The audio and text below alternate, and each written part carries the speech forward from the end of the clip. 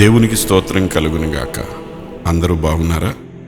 కొంతమంది జీవితాల్లో సంపాదనే ధ్యేయంగా జీవిస్తారు. అలా అతిగా పనిచేసేవారు పనిచేయడానికే పుట్టినట్లుగా యంత్రాల్లా రాత్రింబగళ్ళు విరామం లేకుండా పనిచేస్తూ ఉంటారు. అలా అతిగా పనిచేసే వారిని గురించి దేవుడు ఇలాగంటున్నాడు, తాలిము లేక పనిచేయవానికి నష్టమే ప్రాప్తించును. సామెతలు 21:5. నేను చేసిన పనులన్నీ వాటి కొరకు నేను పడిన ప్రయాసమంతయు నేను నిదానించి వివేచింపగా అవన్నీ వ్యర్థమైనవిగాను, ఒకడు గాలికి ప్రయాసపడినట్టు గాను ఆగపడెను. సూర్యుని క్రింద లాభకరమైనదేదియూ లేనట్టు నాకు కనబడెను. ప్రసంగి 2:11.